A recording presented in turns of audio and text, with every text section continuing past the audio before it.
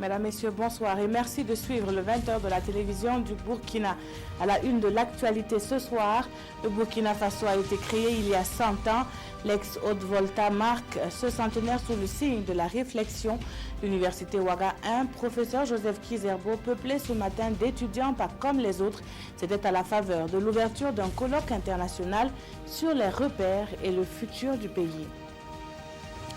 Au lendemain de la commémoration de la Journée internationale des droits des femmes, nous nous intéressons ce soir à celle de Fahamana.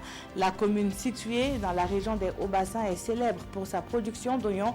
Derrière cette production qui se chiffre en milliers de tonnes, il y a un engagement, celui de centaines de femmes. Et puis ce samedi en France, les gilets jaunes ont été rejoints dans la rue par les gilets roses. Les assistantes maternelles protestent notamment contre le projet de réforme de l'assurance chômage et ses conséquences sur leur activité communément appelée nounou. Bienvenue à tous. Plusieurs universitaires du Burkina et d'ailleurs réfléchissent sur le centenaire de la création de la Haute-Volta. Ils ont quitus pour retourner dans le passé 100 ans en arrière pour penser l'État-nation. Les enseignements qui sont attendus de ce colloque international vont servir de repère aux générations actuelles et futures. L'ouverture avec Pamandrogo Jean Zongo et Vincent Kendrobego. 100 ans d'histoire de la Haute-Volta au Burkina Faso raconté à l'amphithéâtre de l'Union africaine à l'université Joseph Kizerbo de Ouagadougou. Nous sommes au colloque international sur la création de la Haute-Volta le 1er mars 1919. Une rencontre scientifique qui a réuni le monde universitaire avec des participants venus de plusieurs pays ouverte en présence du chef de l'État. Le premier axe porte sur l'évolution de la politique coloniale française, qui a conduit à la création de la Haute-Volta. Et ce premier axe va analyser ce que nous appelons la naissance de la première Haute-Volta. Le deuxième axe va porter sur les aspects économiques, parce que la colonisation visait à exploiter les colonies. Le troisième axe va parler donc de l'émergence des sciences. L'émergence des sciences et l'émergence de la littérature. C'est l'histoire de 4 générations d'un peuple, de l'époque coloniale au dernier soubresaut sociopolitique, en passant par la suppression et le rétablissement de la colonie, la naissance des premiers partis politiques, l'indépendance et bien d'autres.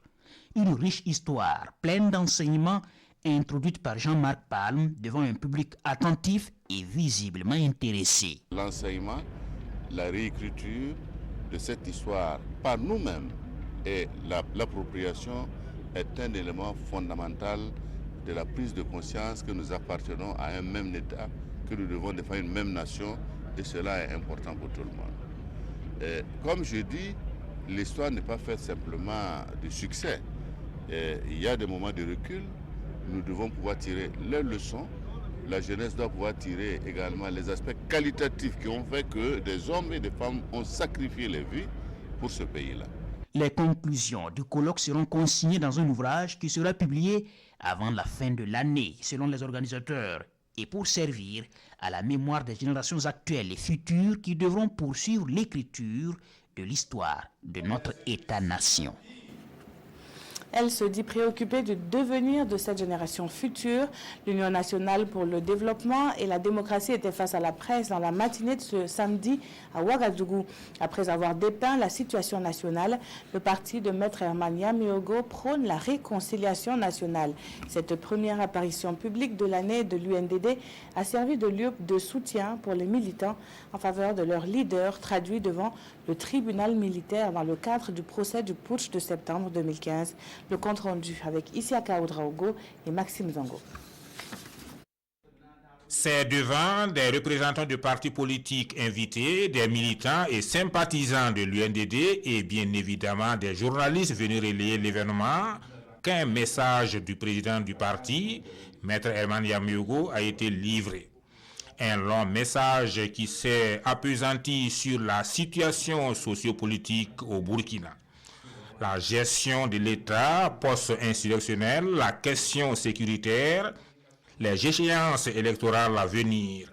Selon Maître Herman Yamiogo, rien ou presque rien ne répond aux exigences d'un État démocratique et ceci explique cela.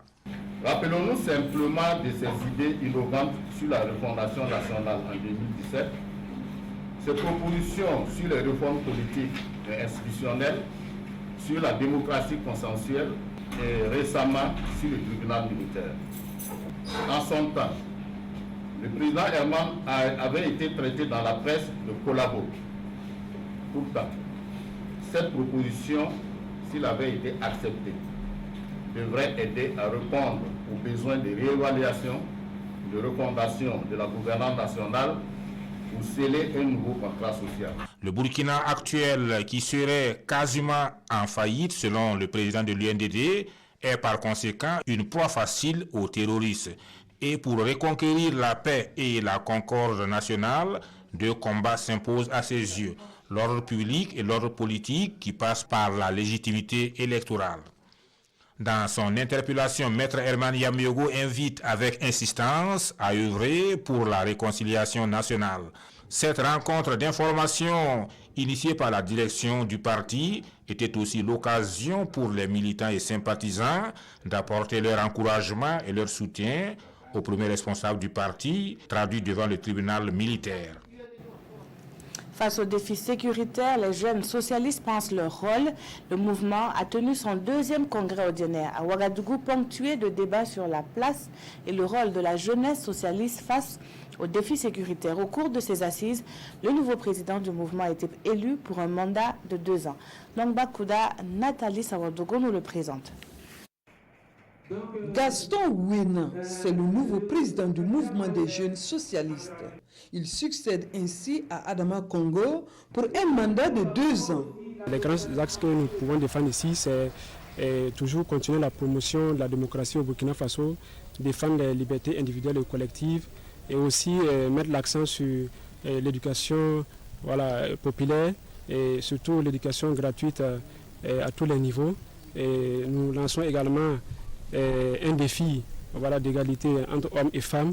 Dès l'entame de son mandat, le nouveau président s'engage à soutenir les partis politiques à caractère socialiste aux différentes élections à venir. Nous estimons que c'est le plein rôle du mouvement des jeunes socialistes à accompagner les partis progressistes, à accompagner effectivement les structures syndicales dans leur lutte. Le mouvement des jeunes socialistes est une organisation politique de jeunes créée en 2015. Il a pour objectif de diffuser l'idéal socialiste, mais aussi de promouvoir la démocratie et la justice sociale. À présent, revenons sur la commémoration de la 162e journée internationale des droits des femmes dans la région du plateau central. La célébration a été marquée par un rappel des défis de la jeune féminine, la formation ou encore le manque de matériel pour booster leurs activités génératrices de revenus. À la tribune, les autorités disent avoir prêté une oreille attentive. Le point avec Siedi Laréenne et Aruna Marie. C'est à Sawo, dans la commune rurale de Boussé, que les différentes couches sociales du plateau central ont convergé pour célébrer la 162e journée de la femme. Une journée vécue ici comme un moment privilégié pour un hommage à l'autre moitié du ciel, mais aussi pour sensibiliser sur l'extrémisme violent. Nous sommes venus réaffirmer, le ministre Éric Bougma et d'autres personnes et moi ici, toute l'importance accordée par le président du Faso à la cause de la femme. Et on le voit chaque fois, tous les engagements qu'il prend et qu'il met en œuvre à travers donc, le gouvernement. Nous sommes à l'ère donc, de l'égalité du genre et il ne faut pas perdre l'occasion de le réaffirmer chaque fois qu'on peut le faire. C'est l'occasion d'interpeller le gouvernement sur les préoccupations de la femme. Le combat pour l'émancipation des femmes a certes connu des progrès, mais il doit être encore poursuivi pour réduire davantage les inégalités hommes-femmes. Nous voulons que le pays soit en paix, en sécurité. Nous avons demandé des formations, nous avons demandé à réparer nos maisons de femmes, nous avons demandé du matériel pour aider les femmes qui sont en chômage de pouvoir travailler pour lutter contre la pauvreté au plateau central. En réponse à ces doléances, le ministre Alpha Bari s'est engagé à apporter un soutien aux femmes pour leur autonomisation économique et financière. Nous avons pris des engagements pour aider à plus de formation des femmes, des formations aux activités rémunératrices de revenus et également aussi des dons de matériel, d'équipement pouvant permettre aux femmes nécessiteuses de pouvoir produire, transformer et donc générer des revenus au profit de leur famille. Les femmes de Sao reçoivent également une somme de 500 000 francs CFA de la part du maire de Boussé. Pour les veuves et les orphelins des agents de sécurité tombés au champ d'honneur, les femmes de la région ont offert une contribution symbolique. En marge de la célébration, les mœurs christianes de la localité ont aussi été primées. Ce 8 mars 2019, les femmes sont placées au cœur de l'édification d'un Burkina de paix, de sécurité et de cohésion sociale. À Tinkodogo, cela leur a été expliqué à travers un atelier auquel des femmes venant de divers horizons participent. Elles seront le relais auprès de leurs sœurs, selon le département en charge de la femme. Explication Désiré Ilboudo, Banga Dahandi et Chantal Oudraogo. Quelle contribution de la femme à l'édification d'un Burkina de sécurité, de paix et de cohésion sociale? Cette thématique nationale du 8 mars 2019 est ici décortiquée par le ministère en charge de la femme et des associations de la région du Centre-Est. Un panel pour renforcer l'apport des femmes à l'instauration d'un Burkina stable et sécurisé. Il était important qu'ensemble nous puissions réfléchir à comment participer à la sécurisation de notre pays et à la pacification de notre pays. Donc nous savons que nous avons plus de la moitié de la population du Burkina Faso qui est une population féminine. Donc d'où la nécessité de la prise de conscience des femmes à leur implication dans ce processus de sécurisation du pays. Pendant toute une journée, les femmes ont échangé sur 4 sous-thèmes en lien avec la réflexion principale. La femme devrait pouvoir contribuer de façon considérable parce qu'elle a un rôle de stabilisation, elle peut avoir un rôle de diffuseur de messages. Donc pour ce faire, nous avons un peu développé les différentes manifestations de l'extrémisme violent, les différentes attaques terroristes. Ensuite, nous sommes revenus sur quelques stratégies, sur le développement des documents de programmation, de lutte contre la pauvreté, contre la précarité économique. Ce que nous venons d'écouter sera très important pour toutes les femmes qui ne voyaient pas ce côté qu'elles pouvaient jouer un rôle, en tout cas à cet événement que nous traversons aujourd'hui. Au terme de ce panel, une invite est faite aux femmes à s'investir pleinement dans leur rôle d'ambassadrice de paix et de cohésion sociale. On en vient au dossier de cette édition qui porte justement sur l'engagement de plusieurs centaines de femmes. Nous sommes à Faramana, province du Oué, région des Hauts-Bassins. La localité située à une centaine de kilomètres de Bobo-Dioulasso est connue pour sa production d'oignons sur une superficie de 120 hectares. La production se chiffre à près de 23 000 tonnes et derrière ces chiffres, environ 300 productrices qui font vivre la commune à travers cette activité. C'est un focus que nous proposent Martin Zerbo et Karim Sissé. Faramana, une localité célèbre de par sa production d'oignons dans la région des Hauts-Bassins. À elle seule, cette commune produit en moyenne 23 000 tonnes d'oignons rien qu'en saison sèche. Et les femmes sont les plus impliquées dans la production de l'oignon. Elles sont plus de 300 à exploiter une superficie de 120 hectares. Pendant la saison sèche, facilement les hommes attribuent des terres aux femmes pour la culture de l'oignon. Ça c'est un. Et quand vous prenez la culture de l'oignon, c'est une activité commerciale, c'est une activité qui est plus pratiquée par les femmes dans la commune de Faramana. Il y a un sang familial qui est là, mais après ça, chacun aussi a le droit de se débrouiller avec une portion de terre pour cultiver. Donc du coup, ça donne la chance à tout le monde, hommes comme femmes, de pouvoir cultiver l'oignon dans la commune de Faramana. Safoura Sako est l'une de ses productrices. Cette année, elle a emblavé un demi-hectare en oignons. Après 3 mois de dur labeur, l'heure est aujourd'hui à la récolte. Cette année aussi, c'est le même niveau que j'ai fait. Comme il y a fait des moyens aussi. Donc, c'est demi-hectare que j'ai fait cette année aussi. Bon, cette année, en tout cas, je compte avoir plus que 100 sacs. Je compte avoir aussi plus de 500 000 aussi. Un peu plus loin, Tundalo Konaté et quelques membres du groupement Lanaya sont de plein pied dans les travaux d'entretien de leurs champs. Tandis que certaines s'affairent à l'arrosage, d'autres arrachent les mauvaises herbes. Cette année, notre groupement a produit 2 hectares. On peut avoir 2 à 4 millions, si ça donne bien. Cette activité qui occupe les femmes dans cette commune frontalière du Mali est devenue au fil des années un gagne-pain pour bon nombre d'entre elles.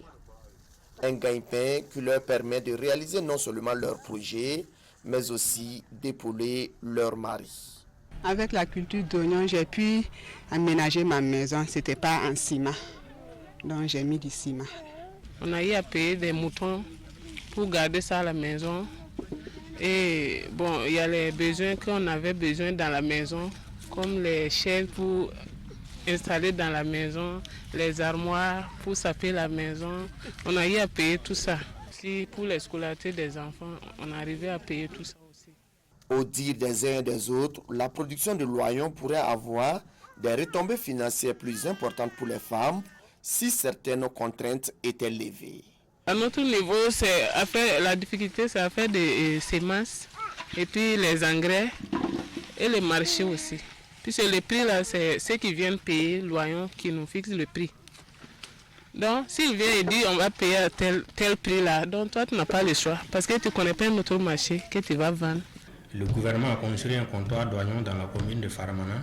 Ce que nous allons demander au gouvernement, c'est d'accélérer la construction de ces comptoirs d'oignons pour que dorénavant, les producteurs de la commune de Faramana puissent amener leurs oignons au niveau du comptoir. Dans ce mois, c'est nous allons fixer notre prix et de concert avec nous et l'ensemble des producteurs de la commune et nous allons vendre au prix que nous souhaitons. Car cela ne tienne, les femmes de Faramana ne s'avouent pas vaincues. Elles disent être déterminées à continuer la production de cette spéculation qui représente une véritable mine d'or pour elles. Et de quoi booster l'engagement de ces jeunes de la région de l'Est. Ils sont 235 à bénéficier d'un appui de l'ONG Tintois. Elle soutient leurs activités agro-silvopastorales avec une enveloppe de 30 millions de francs CFA. On en sait plus avec Joël Tendambiga, Assami Kaboré et Rasmata Oudraogo. Le programme multi-acteur de l'ONG Tintois soutient 235 jeunes de la région de l'Est. Ils reçoivent du matériel agro-silvopastoral et des chèques d'un coût global de 30 millions de francs CFA, de quoi renforcer la capacité de production des bénéficiaires. Oui, beaucoup de matériel. À ce jour, j'ai une centaine de poulets dans mon poulailler. L'aviculture me permet de subvenir aux besoins de toute ma famille. L'ONG Tintois entend par cette approche réduire le taux de chômage à travers l'éducation, la formation professionnelle et l'accès des jeunes à des emplois stables. Nous avons outillé ces jeunes d'abord en alphabétisation, après ça on les a renforcé leur capacité pour pouvoir exercer dans les métiers que ces jeunes avaient choisis. Mais il faut préciser que c'est dans l'agro-silvopastoral. Ce matériel aujourd'hui qui leur est alloué vient leur permettre de pouvoir poursuivre leur insertion socio-professionnelle. Parce que l'idée de ce programme, c'est de permettre aux jeunes de s'auto-employer. Ça contribue à maintenir les jeunes à la base, donc le développement de la base par la base. Saluons cette initiative parce que c'est une initiative qui accompagne aussi la politique du gouvernement en termes de création et d'insertion des jeunes dans leur localité. À cette remise symbolique, le comité de pilotage du programme invite les jeunes bénéficiaires du kit à en faire bon usage.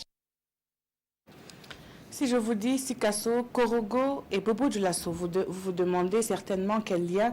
Eh bien, il y en a un, le projet de l'Union transfrontalière de ces collectivités territoriales. L'Union, créée en 2016, a pour vision de booster la coopération transfrontalière dans un espace que partagent 3 communes de 3 pays différents. Depuis quelques jours, le président de l'Union et son équipe sont en tournée en vue de rassurer les bailleurs, dont l'UMOA, sur l'usage des fonds mis à disposition pour des projets communautaires. Carnet de route avec Drissa Traoré, Siriki Milogo avec Kadou Romenki. Le président de l'Union transfrontalière des collectivités territoriales de l'espace Sikasso Korogo Bobo Dioulasso et le représentant de l'UMOA au Burkina en tournée à Wéléni. Une visite de terrain pour prendre le pouls des réalisations faites dans le cadre du projet hydraulique dans l'espace Escabo. Il fallait venir voir d'abord, si ces projets ont été réalisés. 2, est-ce qu'ils ont été réalisés dans les normes? Et 3, est-ce qu'effectivement le projet conçu et demandé pour les populations, est-ce que ça a rencontré l'adhésion de ces populations? Est-ce que les populations sont satisfaites de ces projets? Globalement, nous sommes satisfaits de la réalisation de ces projets. Nous avons vu que les ouvrages réalisés ont été réalisés avec qualité. Donc le premier challenge a été vraiment remporté. Le second challenge maintenant qui reste, c'est une réelle appropriation de ces ouvrages par les bénéficiaires. Des réalisations qui vont favoriser l'accès des populations bénéficiaires à l'eau potable. Ça a amélioré vraiment les conditions de vie de la population, non seulement pour la consommation d'eau potable, pour même abreuver même les animaux, parce qu'il faut dire que c'est un grand ouf de soulagement pour nous et pour la population de la commune de Wéléné. 10 forages ont été réalisés au profit de la commune rurale de Wéléné. Des ouvrages acquis grâce à l'accompagnement financier de la coopération suisse et de l'UOMOA. De la culture à présent avec une nuit culturelle dédiée à la médiation traditionnelle. L'association Wemdogo mise sur les anciennes méthodes de résolution de conflits. Selon elle, ces méthodes sont facilement adaptables aujourd'hui à l'image du Wemba. Une nuit a donc été dédiée à cette forme de médiation traditionnelle. On en sait plus avec Nomba Kouda et Nathalie Sawadoko. Nous sommes au Musée national. L'association Wemdogo organise pour la 6e fois consécutive la nuit du Wemba, une nuit pour valoriser la tradition Wemba. Le Wemba est le médiateur par excellence chargé de résoudre les conflits délicats dans la société traditionnelle Mwaga. Wemdogo signifie la cour du Wemba. Et le Wemba, c'est le médiateur du royaume Mossi. Alors, pour la petite histoire, c'est Benjamin de Moro-Naba Ouri, le 3e empereur de Mossé, qui, de par la volonté de son père et de l'ensemble de la cour,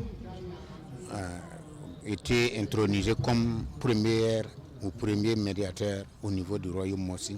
Comme invité spécial, le Mogo Naba Bango, représenté ici par le IPLC Naba. Une occasion pour l'association d'intervenir sur l'importance de la préservation des valeurs culturelles.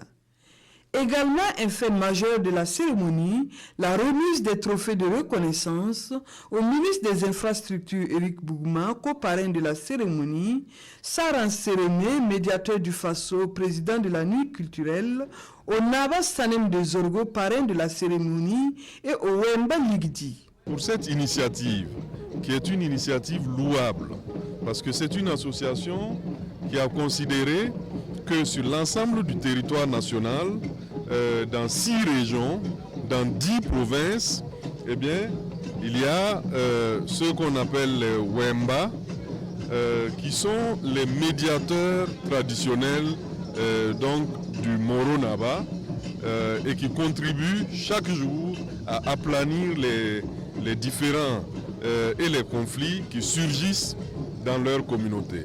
L'association Wemdogo existe il y a de cela 10 ans. Elle entend organiser un forum national sur la médiation traditionnelle très prochainement. Actualité du Burkina et nous commencerons par l'Algérie. Ce 8 mars, il y avait foule dans les rues du pays, non pas pour réclamer de meilleures conditions pour les femmes seulement, mais pour tous les Algériens.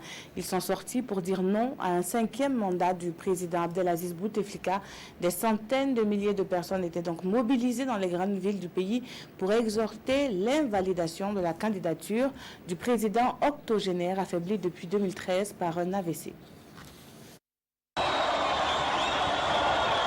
3e vendredi de manifestation en Algérie, avec cette fois une mobilisation exceptionnelle, comme sur ces images à Alger. Place de la Grande Poste, tous sont venus crier et chanter leur rejet du président Abdelaziz Bouteflika. De nombreuses femmes qui se sont jointes au cortège entendaient se faire entendre en cette journée des droits des femmes.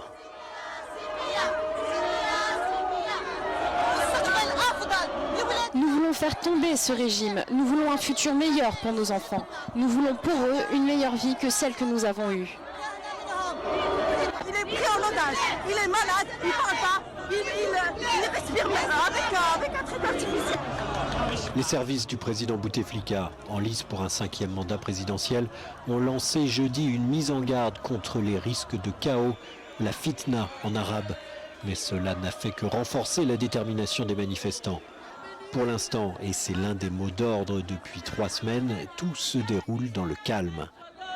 Le principal opposant politique algérien, Rachid Nekaz, a été arrêté quant à lui ce vendredi à Genève, alors qu'il avait pénétré dans l'hôpital où est soigné Bouteflika. Une manifestation, une autre ce samedi à Paris. Gilets jaunes et gilets roses ont manifesté sur les Champs-Élysées. Les assistantes maternelles protestent notamment contre un projet de réforme de l'assurance chômage et ses conséquences sur leur activité. Il s'agit surtout d'une convergence avec ces célèbres gilets jaunes pour se faire entendre et surtout comprendre par les autorités françaises. Gilets jaunes, mais aussi gilets roses en ce 17e samedi de mobilisation sociale en France. À Paris, les revendications sur le pouvoir d'achat se sont mêlées ce matin à celles sur l'égalité des sexes, au lendemain de la Journée internationale des droits des femmes. Et c'est un cortège commun de quelques centaines de personnes qui a descendu les Champs-Élysées. Il n'y a pas de démocratie sans droit des femmes, il n'y a pas de droit des femmes sans démocratie. On est essentiel au bon fonctionnement de la société. On occupe beaucoup d'emplois, encore très féminisés, comme l'aide à la personne, les aides-soignantes, les infirmières. Le mouvement des Gilets jaunes cherche un nouveau souffle, alors que les chiffres de mobilisation baissent toutes les semaines. La semaine dernière, moins de 40 000 personnes ont manifesté dans tout le pays, selon le ministère de l'Intérieur. À l'aéroport de Roissy-Charles de Gaulle, un flash mob a eu lieu pour dénoncer le projet de privatisation de la société Aéroports de Paris. Samedi prochain, l'acte 18 marquera la fin du grand débat national lancé par Emmanuel Macron. Les Gilets jaunes espèrent alors un sursaut national. Voilà qui met fin à ce journal. Merci de l'avoir suivi. Très bonne soirée sur la télévision du Burkina.